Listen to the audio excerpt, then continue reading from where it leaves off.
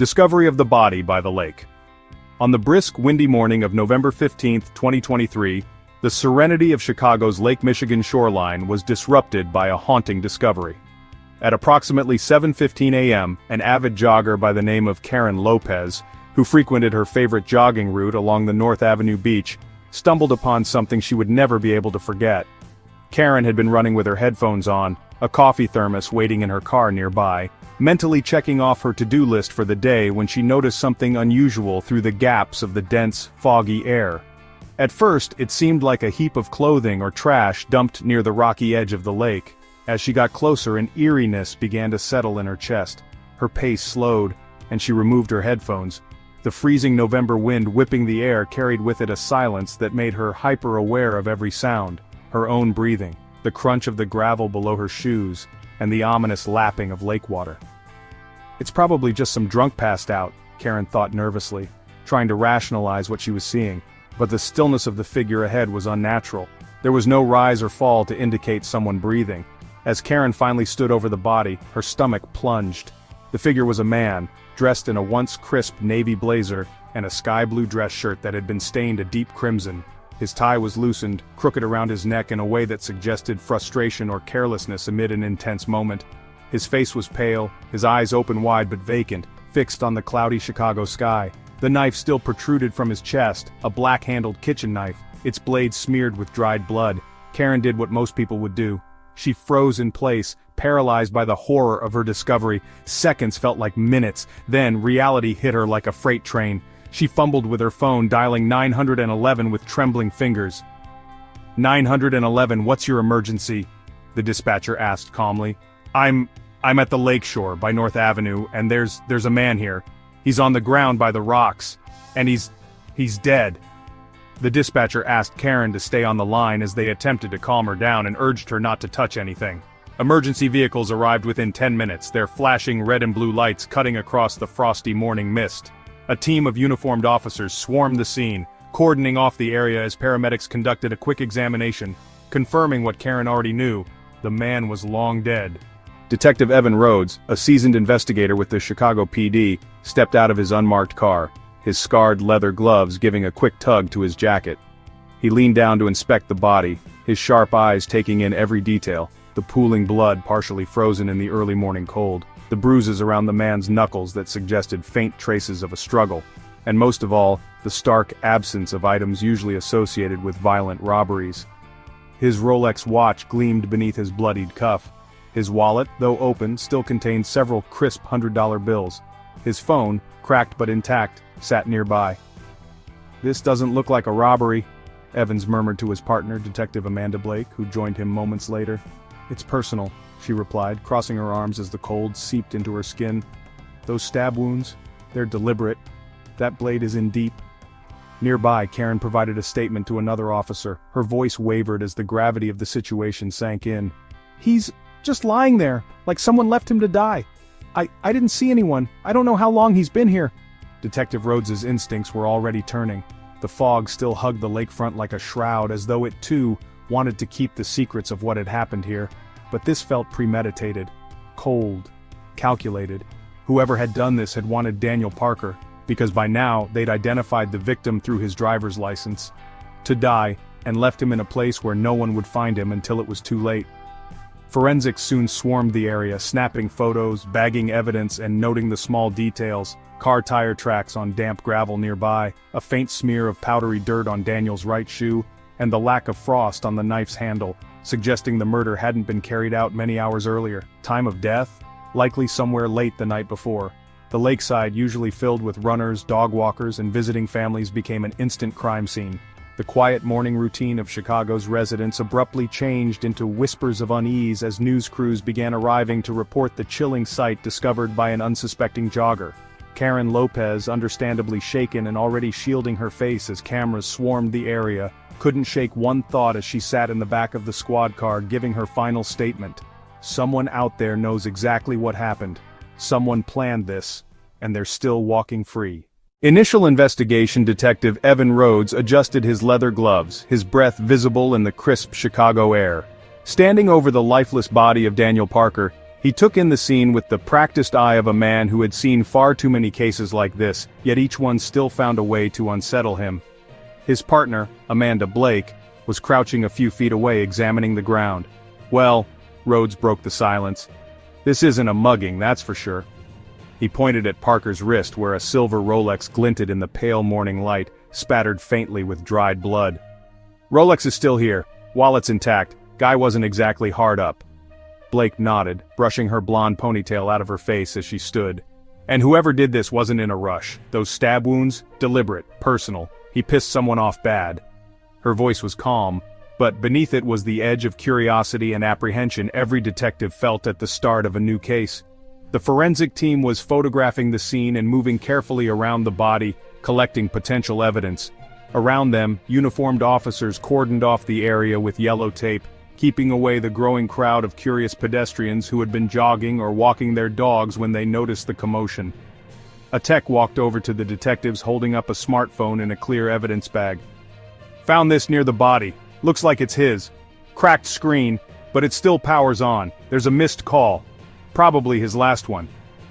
"Let's get the phone back to the lab and pull the records," Rhodes said, peering at the device. "And get someone to pull his carrier logs. Let's see who he was calling last night." Blake folded her arms tightly as another gust of wind swept through the lakeside. "Time of death?" she asked. "Forensics says likely late last night," the tech answered. "Blood pooling indicates he bled out pretty quickly." Blake tilted her head toward Rhodes. "That matches up. These wounds, they're methodical, deep, controlled. Whoever did this wasn't panicking or stumbling in a fight, this was calm, too calm." Rhodes nodded. "Yeah, and it sure as hell didn't happen here. Not a drop of blood on the nearby gravel leading in. Whoever brought him here, they dumped him and left him for dead." From behind them, a uniformed officer approached quickly. "Detectives, jogger Karen Lopez is ready to give her statement if you want to talk to her." "Sure," Rhodes nodded. They walked a few paces to where Karen was sitting in the back of a patrol car, wrapped in a blanket. She clutched a cup of hot coffee shakily in her hands. Her eyes were wide, cheeks pale, and she looked up nervously as the detectives approached. "You must be Karen," Rhodes started warmly, crouching slightly to look her in the eye. "I'm Detective Rhodes and this is Detective Blake. We just want to ask you a few questions. We appreciate you sticking around." Karen nodded faintly.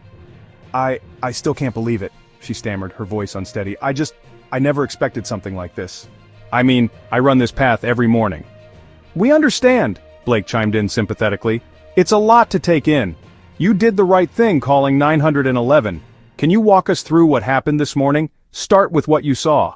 Karen's fingers tightened around her coffee cup as she tried to compose herself. "I was running, like I always do. I know the path by heart. But with the fog this morning it was hard to see anything, you know? I almost didn't notice him. I thought it was maybe trash or clothes someone left behind." Her voice faltered, and Rhodes nodded encouragingly. "Take your time." "When I got closer," Karen continued, "that's when I realized it was a man, just lying there. She broke off, swallowing hard. "He wasn't moving. I knew, I could just tell. I froze for a second, then took out my phone and called 911. I didn't get any closer. I was too scared." "Did you see anyone else around? A car, another person, anything out of the ordinary?" Blake asked gently. Karen shook her head. No, it was dead quiet, just me and the fog. I didn't hear anything either." Rhodes exchanged a glance with Blake and nodded. "Okay, thank you, Karen, you've been very helpful.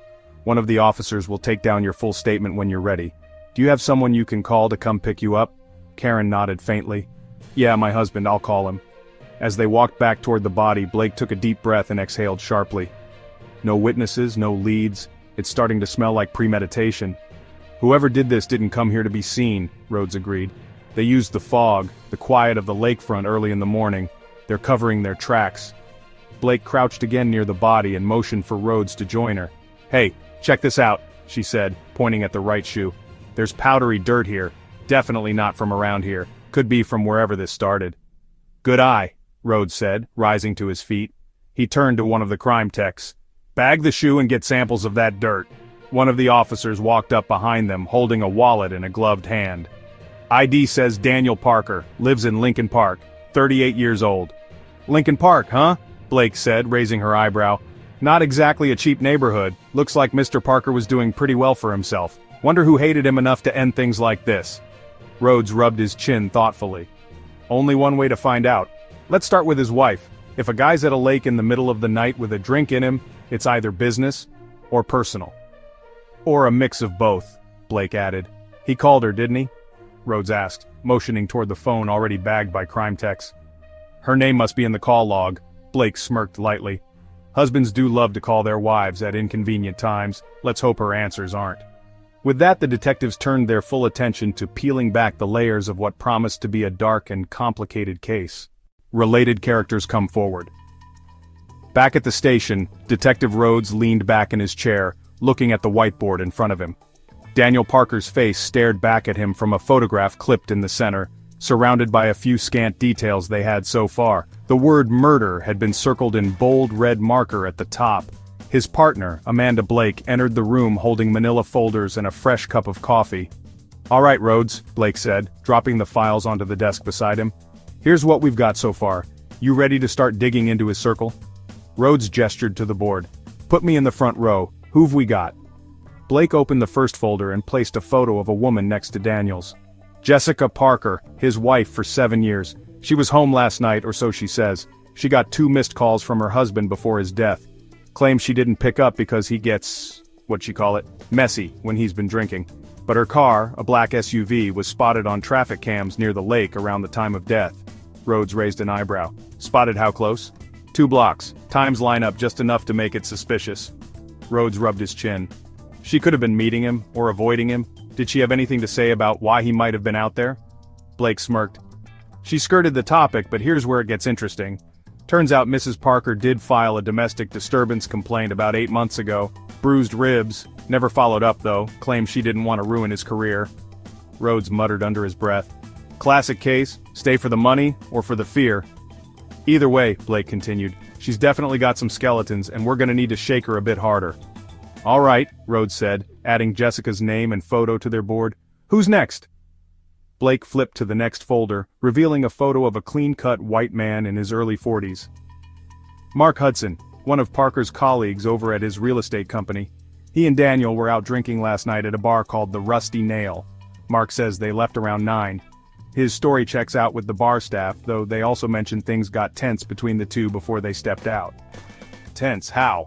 Asked Rhodes, already jotting notes beneath Hudson's name. Disagreement over a deal gone bad, Blake replied, crossing her arms. Apparently Daniel accused Hudson of undercutting him on a lucrative property contract. Hudson admits there was an argument but says he didn't take it personally. Claims he went straight home afterward. Rhodes lifted an eyebrow. And no signs of him following Parker to the lake? None so far, but there's this.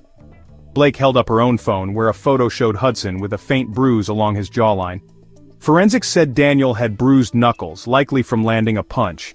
Hudson says Daniel clocked him during their argument. But the thing is, Hudson hit back and he's got no alibi for after 9:30 p.m. Rhodes let out a low whistle. So far we've got a wife with a suspicious camera ping and a co-worker who brawled with the victim. Keep going, what's the wild card in all this? That'd be Exhibit C, Blake said, flipping to the next folder with dramatic flair. A weathered mugshot stared back at them. Meet Richard Clark, retired construction worker and local crank. He related to this? Rhodes asked skeptically. Not exactly, but Richard claims Daniel harassed his 19-year-old daughter, Emily. Filed an official complaint 4 months ago, accusing Daniel of inappropriate texts and harassment. Blake's face darkened. The PD passed the case to legal, but it went nowhere. Clark's been stewing about it ever since. And where was Clark last night? Rhodes asked, his tone sharper now. Home, Blake replied, but no one can verify because he lives alone. He does admit to still being furious about the case getting dropped. She paused meaningfully. And get this, he told neighbors he saw Daniel drinking at the Rusty Nail once and swore he'd teach him a lesson someday. Rhodes groaned. A man with a grudge and no alibi, just what I needed. Blake shrugged. Doesn't get much better than that. Oh, and to top it all off, he owns a beat-up black pickup that matches the blurry footage we pulled from the diner camera near the lake. Jesus, Rhodes muttered, running a hand over his tired face. So that makes 3 people with motive, none of whom are playing it totally straight. What's our next move? Blake leaned against the desk, flipping her ponytail back over her shoulder. Well, Jessica's clearly hiding something, whether it's about where she was or what kind of messy Daniel really got. Hudson's got a bruise he can't quite explain and a fight he's downplaying. And Clark, well, he's walking around with a chip on his shoulder big enough to poke holes in this case. Start with Jessica, Rhodes said decisively. Let's see how far she bends before she breaks. But keep one eye on Hudson. Something about the clean-cut types always gives me the heebie-jeebies. And Clark? Blake asked. Rhodes gave her a wry smile. Oh, I'm sure we'll hear from him again soon. Blake chuckled dryly. Only question is whether it's with a lawyer or a shotgun. Key witness emerges.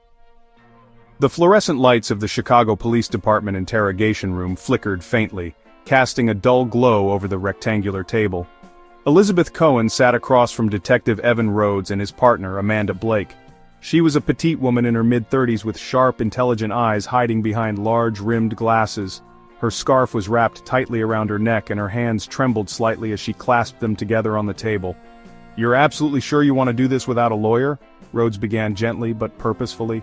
He had worked enough cases to know that the moment a key witness walked into a police station unprompted, there were two possibilities. They were scared of something, or they were hiding something. Elizabeth nodded quickly. I don't need one. I haven't done anything wrong, I thought the information I have might be helpful.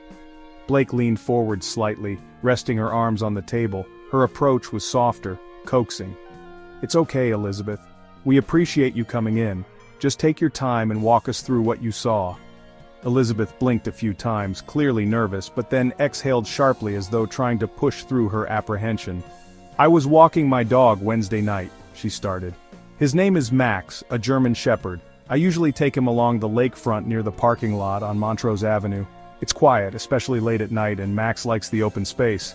Rhodes nodded, making a mental note. What time would you say this was? Maybe a little after 10 p.m., Elizabeth continued. The fog was starting to roll in, so it was hard to see past a few feet, but I saw a car. She glanced nervously between the two detectives. A black SUV. Blake arched an eyebrow. Close to the lake? Was anyone in it? Elizabeth hesitated, tugging at the edges of her scarf as if it could somehow shield her from the weight of her own words. It was parked by the gravel path. Headlights off. I think someone was in it, in the driver's seat, but I couldn't see clearly. I slowed down because Max started growling. He never growls unless there's something off. And what happened next? Rhodes asked, his tone firm but steady. Elizabeth's brow furrowed as she struggled to piece together her recollection. I heard a sound, faint but sharp, like something heavy hit the ground, or maybe someone yelling? Her voice faltered. I'm not sure. Blake leaned in slightly, her expression empathetic. Did you see anyone outside of the car? Moving around, maybe? Elizabeth shook her head, frustration flickering across her face. No, not clearly. Like I said, the fog was thick, and I didn't want to get too close. Max was getting agitated and, honestly, I was scared. She paused before adding, almost in a whisper, I didn't want them to see me. Rhodes exchanged a glance with Blake before directing his attention back to Elizabeth. That's understandable, but you must have noticed something, anything that could help us. What about the car? Was it running? Elizabeth pressed her lips together, thinking for a moment. Yes, the engine was running, she said carefully. I remember hearing it. And I caught a glimpse of the plates when I walked back toward Montrose. Blake's eyes lit up. You got a look at the license plate?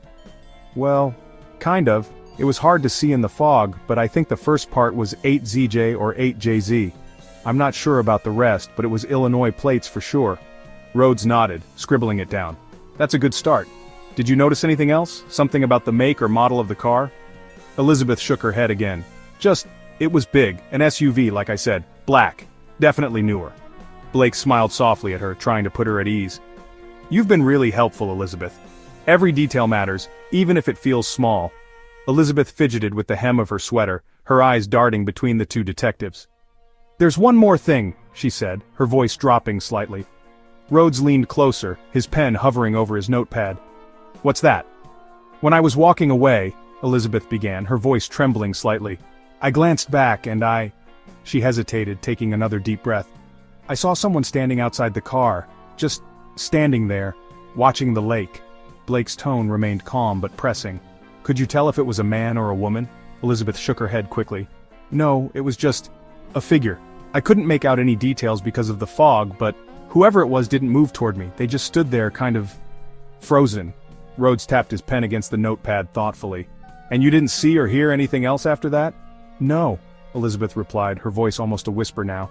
I just grabbed Max and we walked back to my car. I didn't even look back again. Blake nodded in understanding, giving Elizabeth a reassuring look. You did the right thing by coming to us. We'll run the partial plate and see if we get a match. In the meantime, if you remember anything else, no matter how small, call us immediately, okay? Elizabeth nodded nervously. Yeah, of course, She stopped, biting her lip. Do you think they saw me? Rhodes hesitated before responding, his voice steady but careful. It's hard to say, but it doesn't sound like they made any move toward you. You're safe now, Elizabeth. We appreciate your help. As they escorted her out of the station, Rhodes turned to Blake, his brow furrowed. A black SUV parked near the lake, partial plates, someone standing outside. What are the odds it matches our timeline? Blake shrugged, but her expression was serious.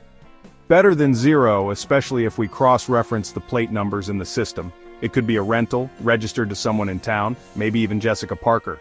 Rhodes chucked his notepad into his desk drawer.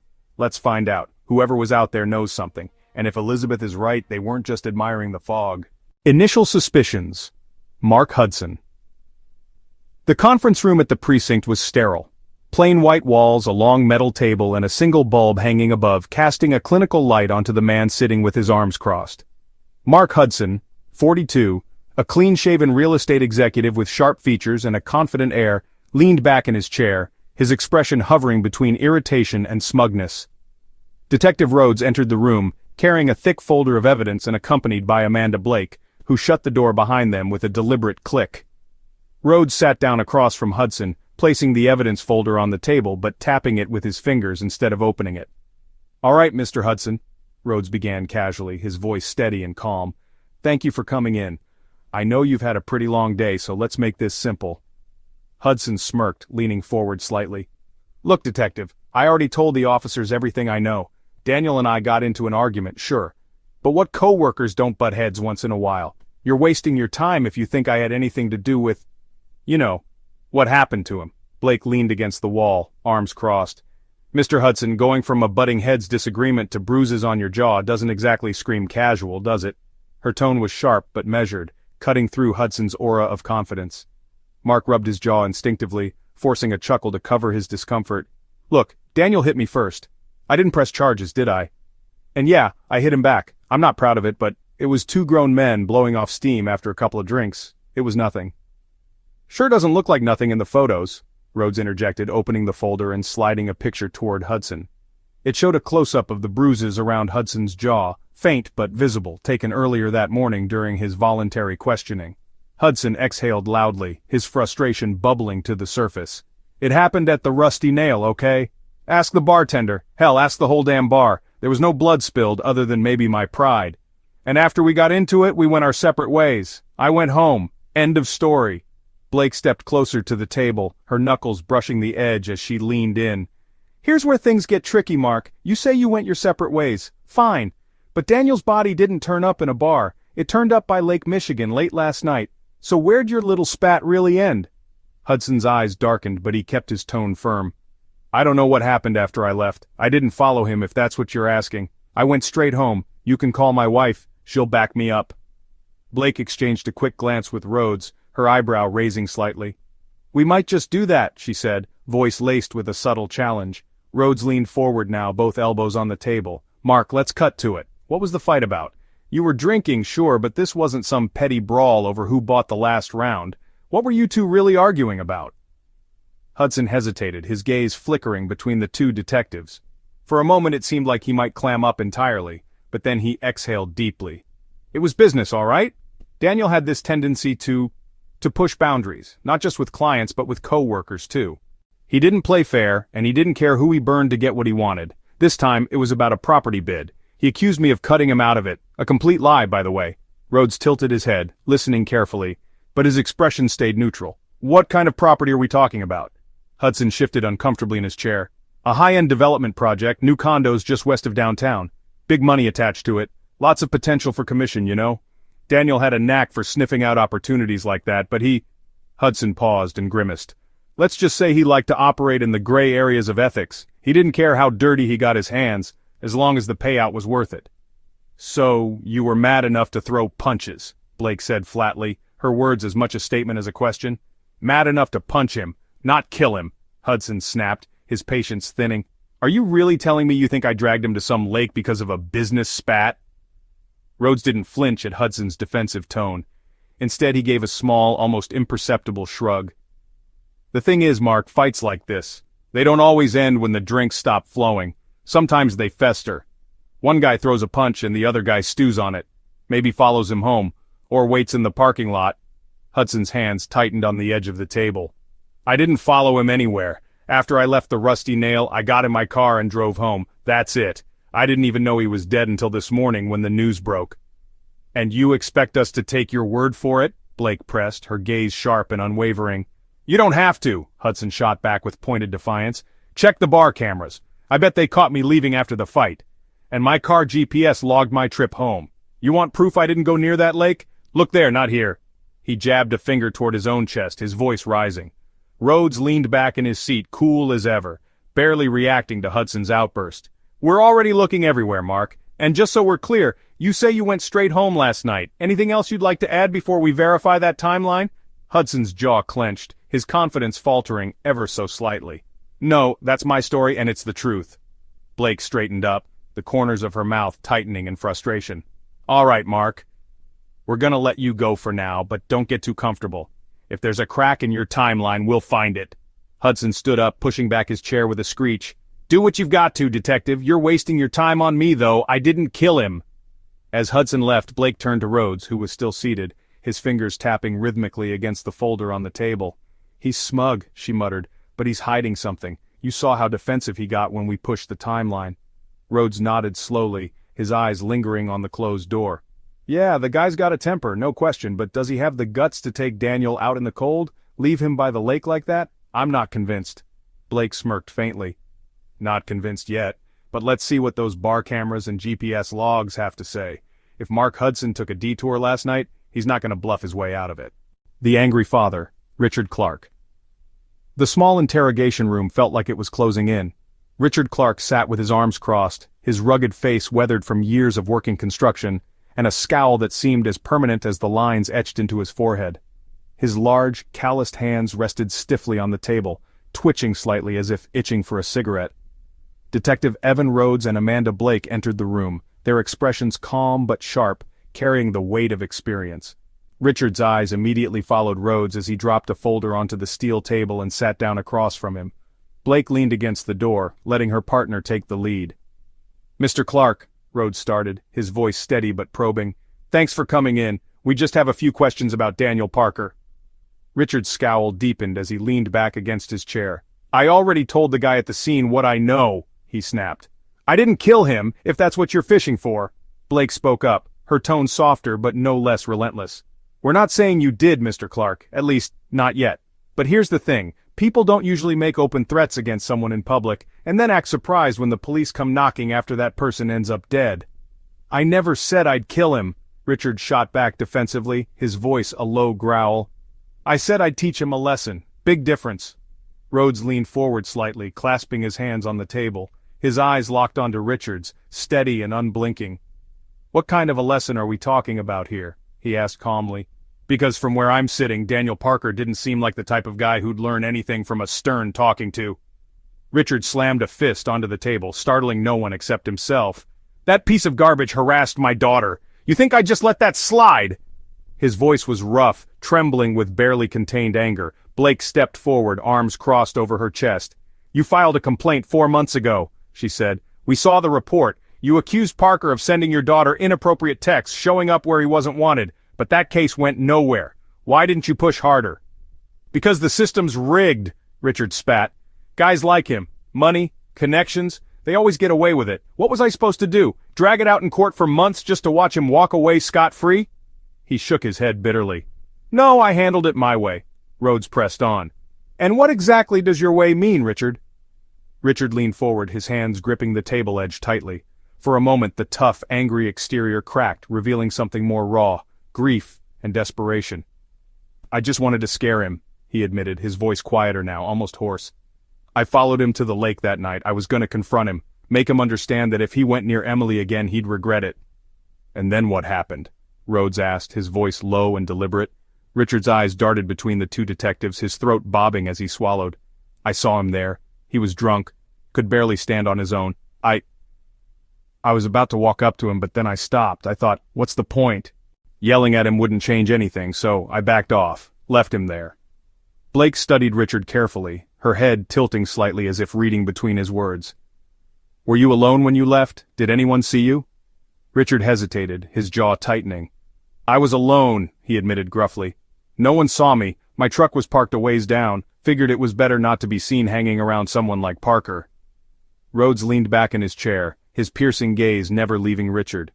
So you're telling us you followed him to the lake, saw him drunk, thought about confronting him, but then decided to just leave without doing anything? That's exactly what I'm saying, Richard barked. I didn't lay a hand on him. Someone else must have done it after I left. Maybe he pissed off the wrong person. Wouldn't be the first time. Blake circled the table, her stare pinning him down.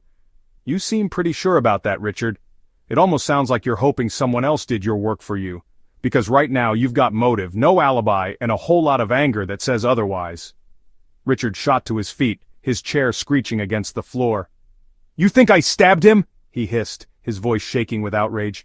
You think I could kill a man in cold blood like that? Rhodes glanced briefly at Blake, then back to Richard, his tone cool and restrained. You tell us, Richard. Did you bring a knife with you that night?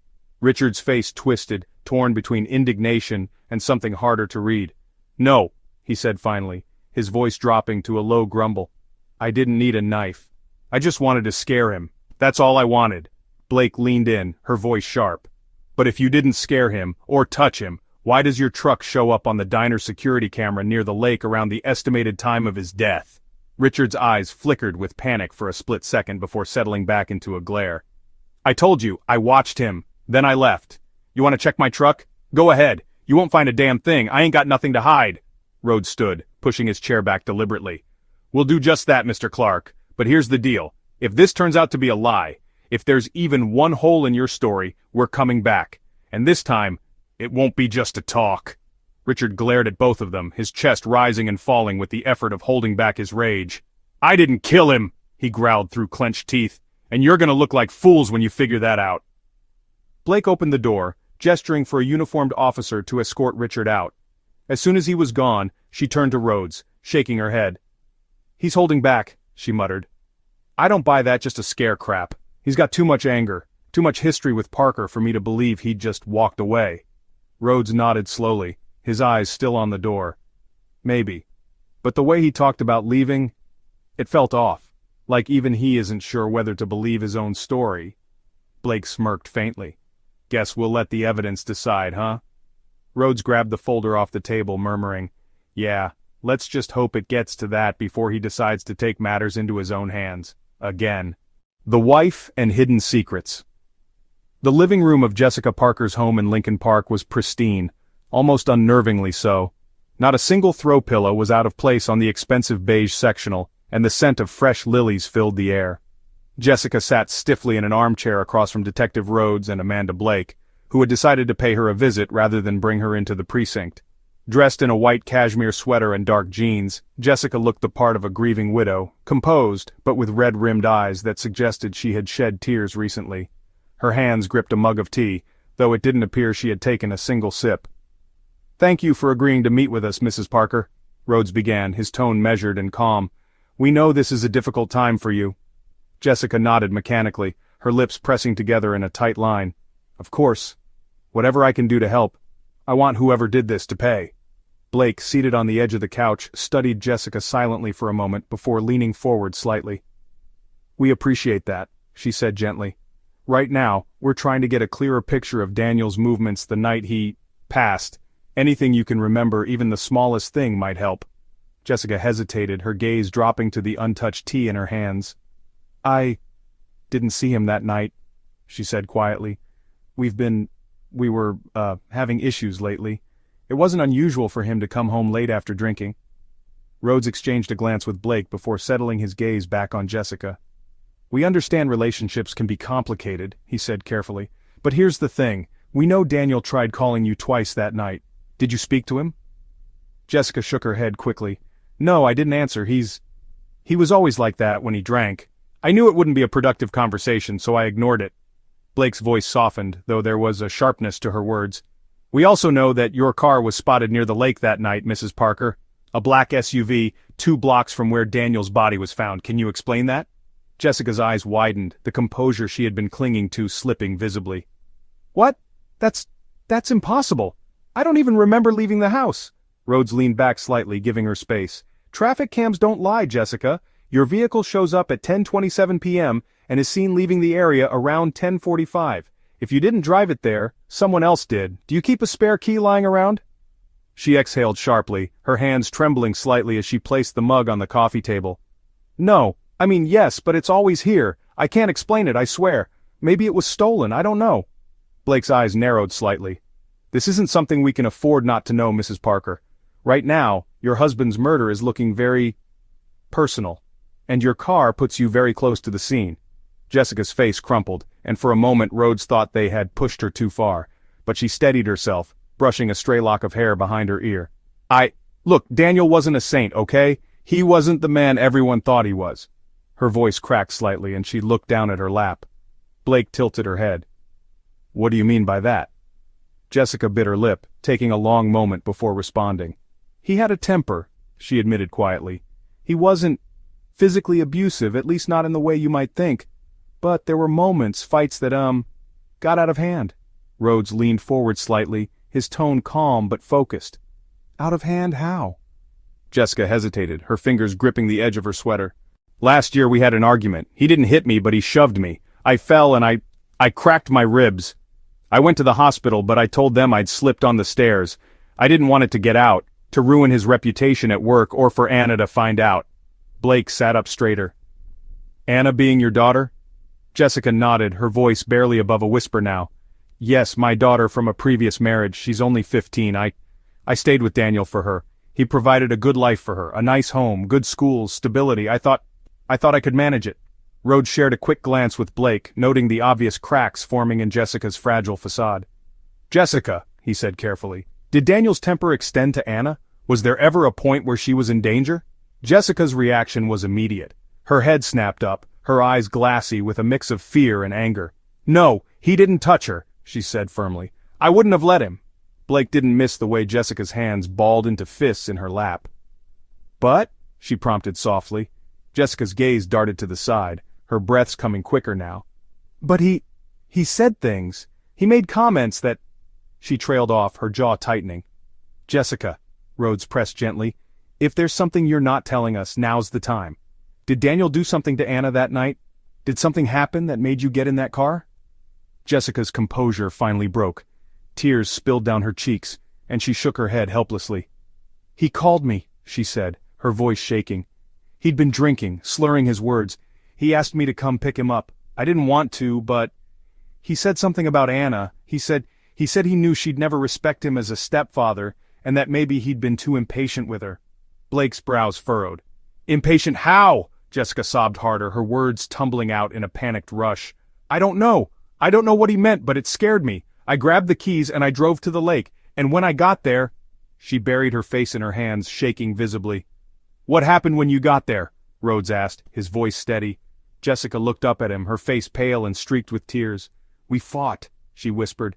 "He was drunk, yelling, blaming me for everything. He said I'd turned Anna against him. He grabbed me and I pushed him back. I don't even know how it escalated. I swear I didn't mean to—" Blake leaned forward, her tone sharp now. "Didn't mean to what, Jessica?" Jessica let out a broken sob. "I had a knife in my bag. It was stupid. I only carried it for protection sometimes, just in case. I don't even remember taking it out, but the next thing I knew, he was on the ground, and there was blood everywhere." The room fell into heavy silence. Rhodes let out a slow breath, his face unreadable. "Jessica," he said quietly, "why didn't you call 911?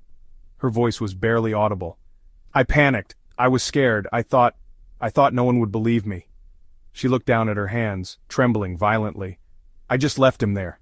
Blake stood, her face hardening. "Jessica Parker, you need to come with us now."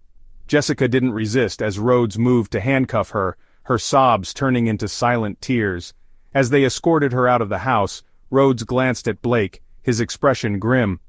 "This wasn't just fear," he said under his breath. "This was years of pent-up rage and one horrible breaking point." Blake nodded, her tone equally subdued. "Too much anger. And now, a family shattered."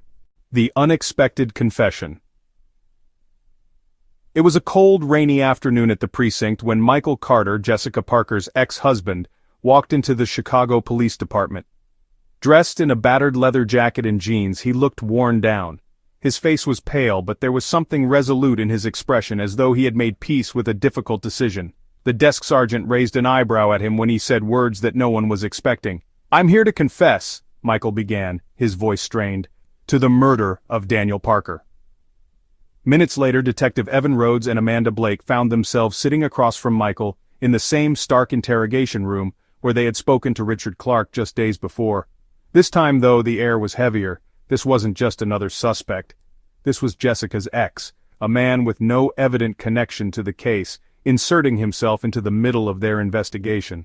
Rhodes leaned against the table, folding his hands in front of him. "All right, Mr. Carter. You've got our attention. Start talking." Michael's hands were clasped tightly on the table, his knuckles white. He avoided Rhodes's piercing gaze, focusing instead on a stain on the cold steel. "It's simple," he said at last, clearing his throat. "I killed him, Daniel. He hurt Jessica, and he was threatening my daughter. I had to stop him, so I did." Blake cocked her head, skepticism already etched across her face. "That's a pretty bold claim, Michael. You mind telling us exactly how you killed him?" Michael's jaw tightened. "I followed him to the lake that night. I'd been keeping tabs on him for a while, ever since Jessica told me about what he was like when he drank. That night it all came to a head. He was drunk, stumbling around. I confronted him alone, by the water. We argued. He wouldn't shut up, kept saying things about Jessica, about Anna.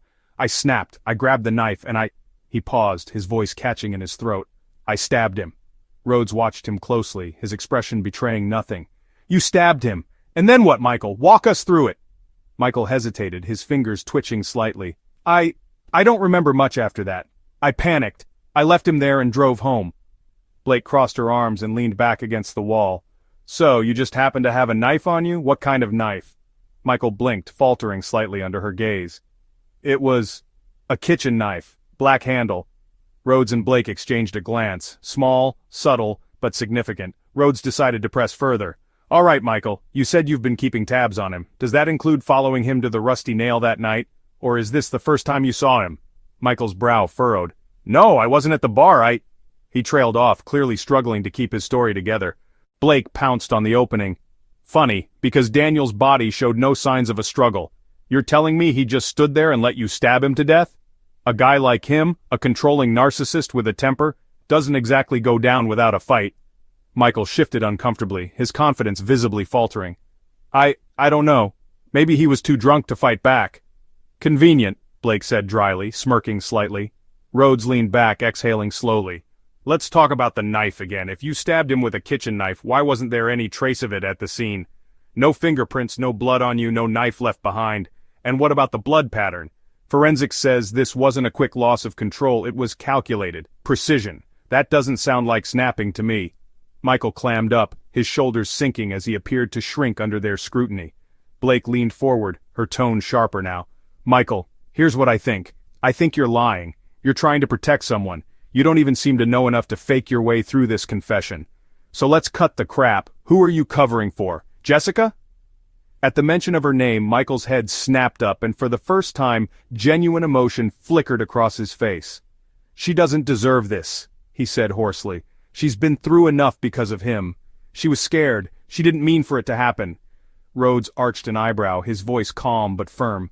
"What didn't she mean to happen, Michael? Spill it. Now." Michael slumped back in his chair, scrubbing a hand over his face. "I told her not to call him. I told her to stop trying to fix things with him, but she wouldn't listen. That night she told me he'd been drinking again. She said he was threatening to come home even after the fight they'd had earlier. I told her I'd take care of it. I went down there to scare him, to make him back off. But when I got there," he broke off, staring at the wall as though seeing some distant memory. "When I got there it was already done. He was dead. She just stood there crying, blood on her hands. Jesus." Blake's voice cut through the silence like a blade. "So let me get this straight. You didn't kill him. Jessica did. And now you're trying to take the fall because... What? You still love her?" Michael glared at her, but his silence was answer enough. Rhodes exchanged a quick look with Blake before standing. "That's all we need for now, Michael. Sit tight. Don't leave town." As they left the room, Blake let out a low whistle. "Well, that was dramatic. You believe him?" Rhodes shook his head. "Not for a second. But he just gave us exactly what we needed. A way to reopen the conversation with Jessica. Unraveling the truth."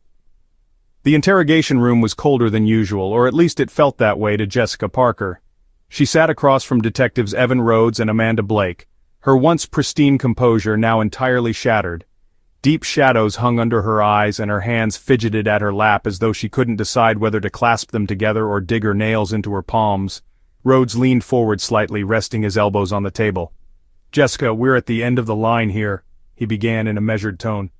"We're not here to play games. We know what happened, but we need you to tell us in your own words."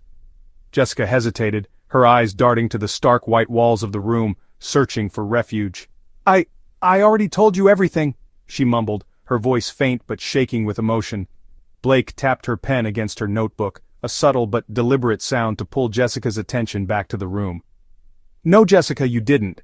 You've been running circles around the truth since the moment we showed up at your house, but we have the full picture now." Blake glanced sideways at Rhodes, who gave her a slight nod before he slid a small recording device across the table toward Jessica. "Recognize this?" Rhodes asked. Jessica's breath hitched and her face went pale. What is that?" "It's a recording," Blake said flatly, "one that clears up a lot of the questions we've had about the night Daniel died. And to be honest, it doesn't look great for you." Jessica stared at the recorder as if it were a venomous snake. "A recording of what?" she whispered, her voice barely audible. Rhodes pressed play, the room filled with the crackling sound of a recorded phone call.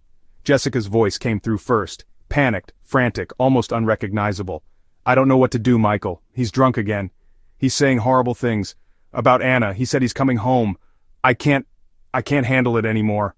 Michael Carter's voice followed, equally distressed.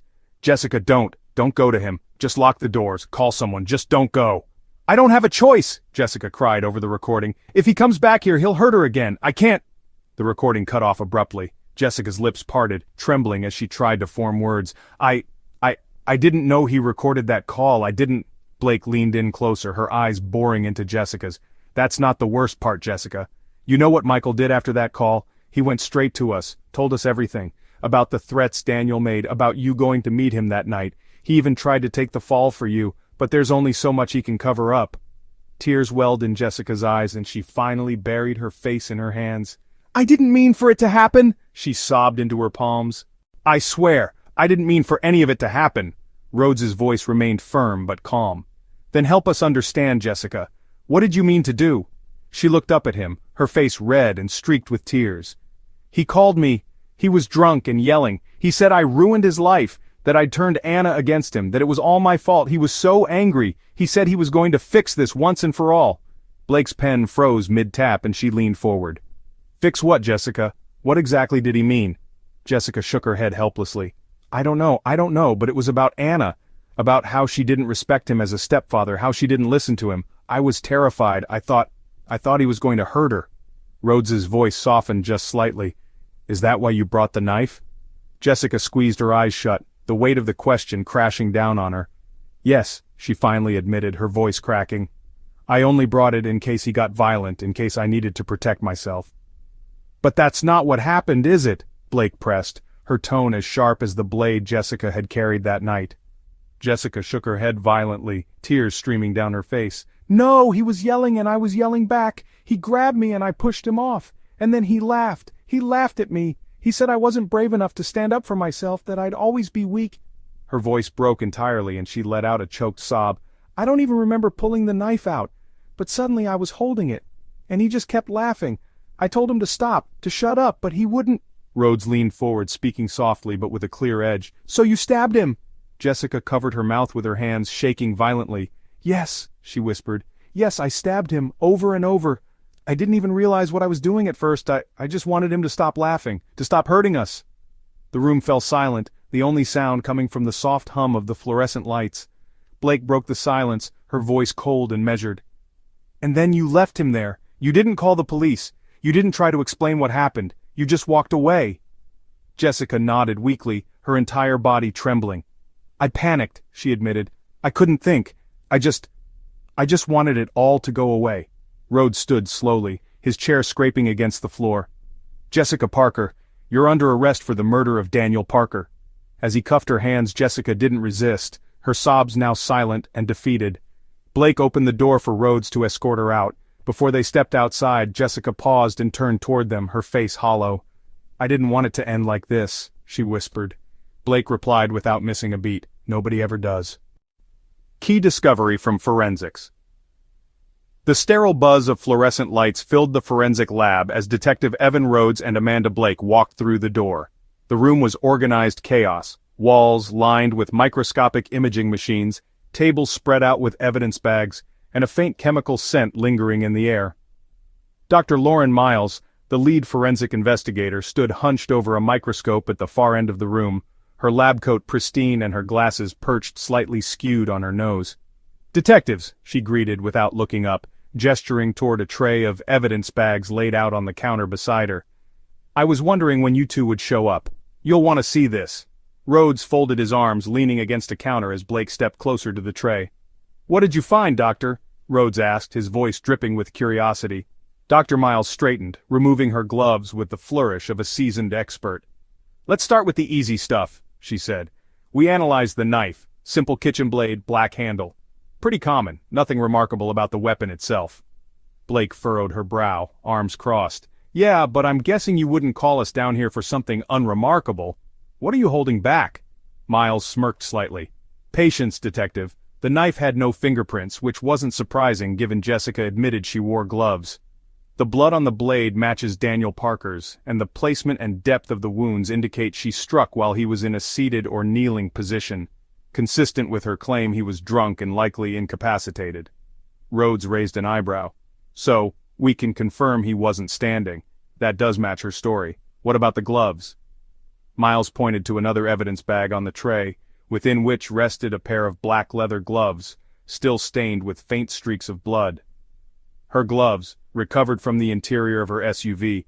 They're covered in his blood, but here's where it gets tricky. How the blood ended up in the car is as important as why it's there." Blake leaned in, her interest piqued. "What do you mean?" Miles walked over to a computer screen, pulling up an array of zoomed-in photos. "We examined the interior of Jessica's vehicle. There were small bloodstains in multiple places. The driver's seat, the steering wheel, and even the floor mats.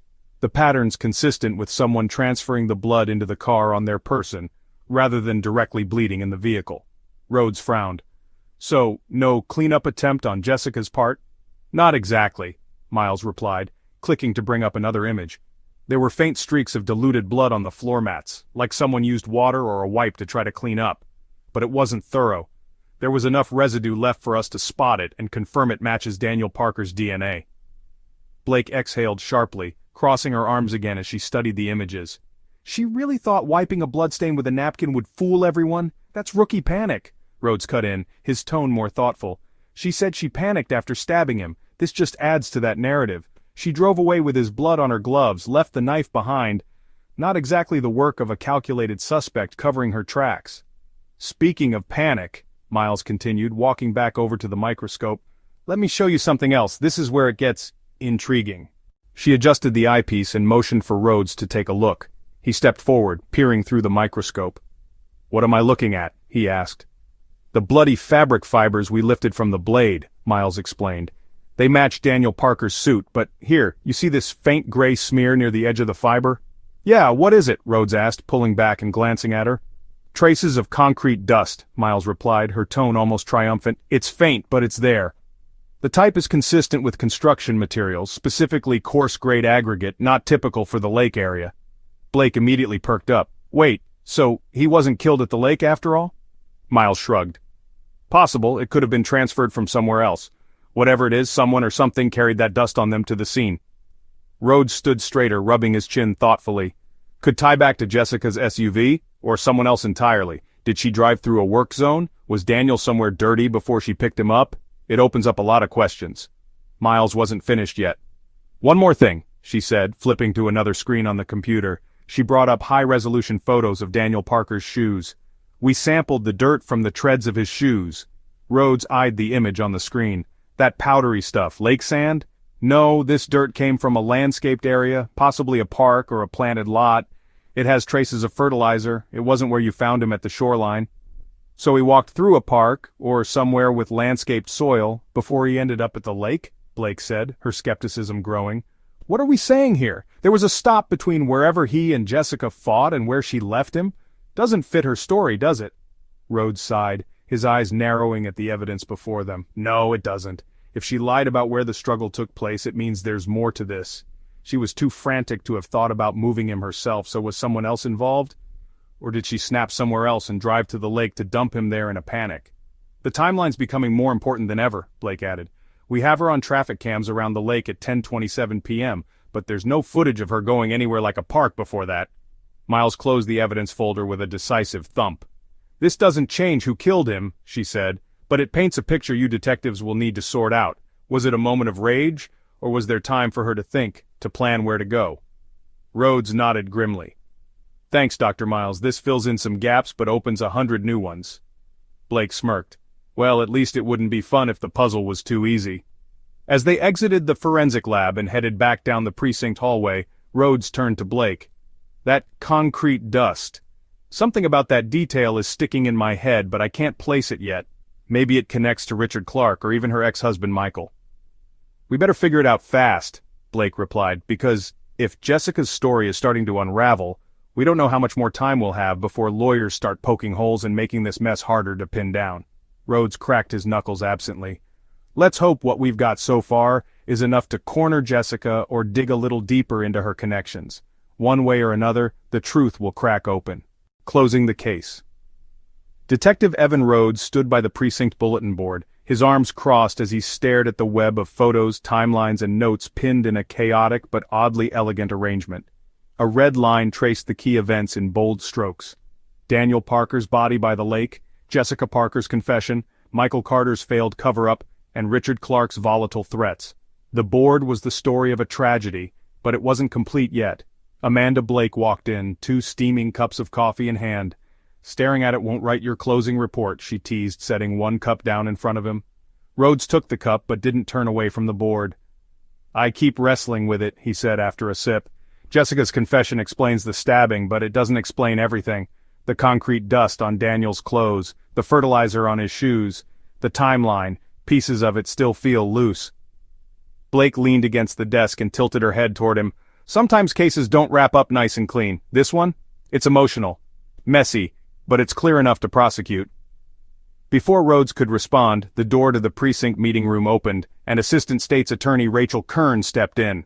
With her crisp navy blazer and a binder tucked under one arm, she carried the cool authority of someone used to being the sharpest in the room.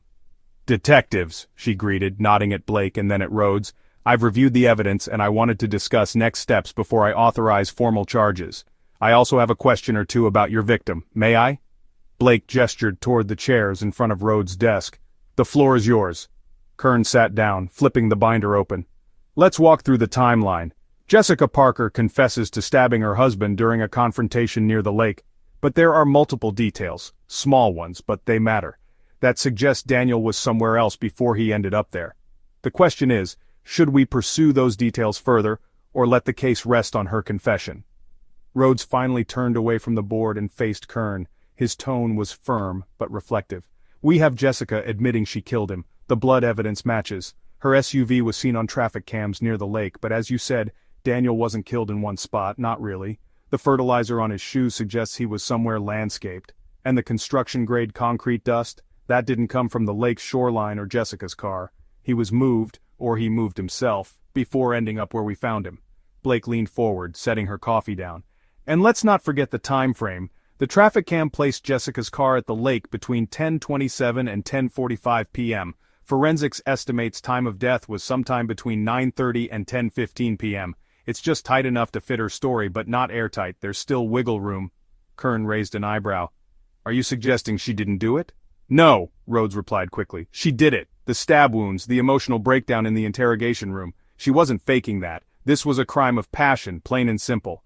But what we're trying to piece together is whether someone else was involved, because Jessica isn't detail-oriented enough to cover up what happened before the lake.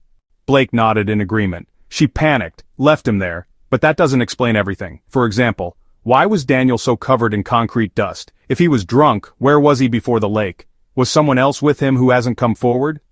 Kern tapped her pen thoughtfully against her binder. You think Michael Carter knows more? Rhodes exchanged a glance with Blake. Michael was protective of Jessica and Anna, but I don't think he's capable of violence, not premeditated anyway. His pathetic attempt to confess just screams guilt over not doing more to stop her from going to the lake. He might have followed her there after the fact, but there's no evidence suggesting he was present when the stabbing happened. "What about Richard Clark?" Kern asked. "The angry father. He had motive, protecting his daughter from Daniel's harassment, and no solid alibi." Blake's smirk was faint but cutting. "Richard's rage is big and loud, but it's all bark. He followed Daniel to the lake, sure, but he backed off. The guy's a blowhard. If he'd killed Daniel, he'd have left a trail of breadcrumbs a mile long. The knife alone would have been enough to sink him." "So we're settling on Jessica as the sole perpetrator." Kern's tone wasn't a question, it was a confirmation. "Yes," Rhodes replied without hesitation. "But for the record," he added, gesturing toward the board again, "this case is bigger than just her stabbing him. It's about years of abuse, manipulation, and a system that failed to protect people from a guy like Daniel." Blake leaned back, crossing her arms.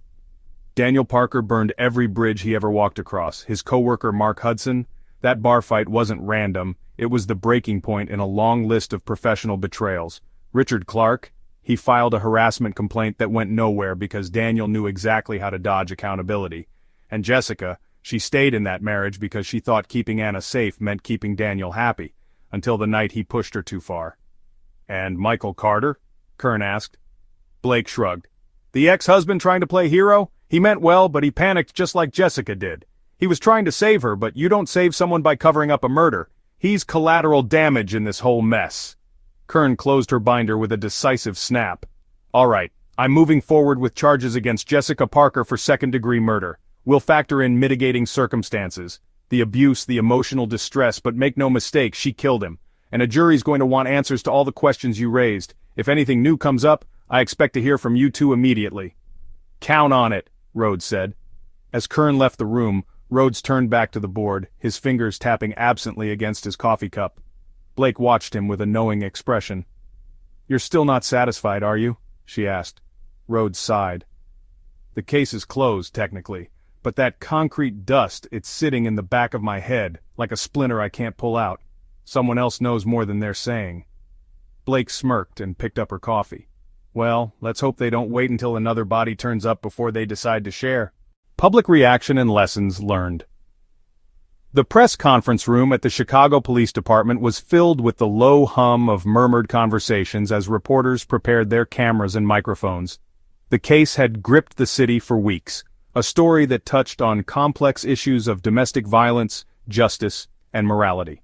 Detective Evan Rhodes stood behind the podium, scanning the dozens of journalists seated before him. Beside him, Amanda Blake flipped through her notepad, readying herself for what was sure to be a barrage of pointed questions. Assistant State's Attorney Rachel Kern stood at Rhodes's right, a pillar of calm professionalism. The juxtaposition of her sharp navy blazer and Rhodes's rumpled trench coat reflected their different approaches to the same ideal, justice. Rhodes tapped the microphone, silencing the crowd. "Good afternoon, everyone," he began, his gravelly voice cutting through the tension in the room. "Thank you for being here. As most of you know, an arrest has been made in the murder of Daniel Parker." The cameras clicked rapidly, their flashes briefly lighting up the room like flickering strobes. "We want to provide some context for the investigation," Rhodes continued. "This case isn't just about the crime itself, it's about the circumstances that led up to it, a cycle of abuse, manipulation, and anger that spiraled out of control. Our goal is to not only bring closure to this case, but also shed light on the larger issues it represents." A hand shot up in the front row. The journalist wore a neatly pressed suit, and his notepad was already filled with shorthand notes. "Detective Rhodes, does this mean Jessica Parker will face significant charges?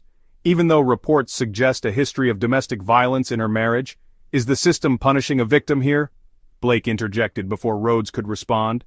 "We have to be clear, this is about accountability.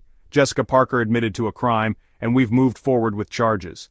That said, the investigation has also uncovered years of systemic failures. There were signs of abuse that weren't acted on, a domestic disturbance complaint that was filed and then dropped. Those failures didn't just affect Jessica, they affected her daughter, Anna, and others who crossed Daniel Parker's path." Another reporter chimed in. "So you're saying this case is bigger than Jessica Parker's motives?" Rachel Kern nodded. "Absolutely. Cases like this don't exist in a vacuum. Daniel Parker exploited the system, using his status and wealth to avoid accountability at every turn. But this isn't just about a manipulative individual. It's about the system that allowed him to continue unchecked. And it's about the societal attitudes that silenced Jessica and others like her for so long. From the back of the room, a young reporter stood up, her camera in hand. What about Michael Carter, Jessica's ex-husband? He tried to take the blame for her. Was that out of love or fear that the truth would ruin her life? Rhodes folded his arms and leaned slightly against the podium. Michael Carter was driven by guilt. He admitted as much during his confession. He believed that if he could cover for Jessica, he'd be making up for not protecting her earlier in their lives. Family dynamics are messy. He thought he was doing the right thing, but attempting to obstruct justice ultimately only complicated the investigation. Blake sighed and added, "It's not just Michael, though. He represents another layer of the broader picture, how people close to abuse often feel powerless or complicit. That guilt can lead to desperate actions." Another hand rose quickly near the center. "Detectives, considering the public interest in this case, what lessons do you believe society should take away from this tragedy? And does the Chicago PD plan to address the institutional failures you mentioned?" Rhodes took a deep breath. "Look, no system is perfect. But when it comes to domestic violence, we have to do better. Daniel Parker's abuse wasn't a secret to those closest to him, but the legal system wasn't equipped, whether due to bureaucracy, lack of evidence, or cultural biases, to hold him accountable until it was too late. If there's one takeaway, it's that we need to listen to victims before a tragedy like this happens. Victims shouldn't feel that their only option for safety is to resort to violence themselves." Blake nodded in agreement. "And it's also about education. If we're going to prevent cases like this, we need to teach people how to recognize the signs of abuse, not just physical but emotional and psychological. That's where society as a whole needs to step up. Friends, co-workers, neighbors, we all need to be more vigilant and willing to step in when someone is in danger." Rachel Kern leaned in toward the microphone. "From a legal perspective, this case will have ripple effects. We're exploring proposals to strengthen support for domestic violence victims. Jessica Parker's story isn't unique, and it shouldn't take a murder for these stories to be heard. We can and will do better." The room briefly fell silent as the weight of those words settled over the audience. Finally, an older reporter near the edge of the crowd raised his hand. "One more question. How does the department plan to handle the public perception of Jessica Parker? Some see her as a murderer.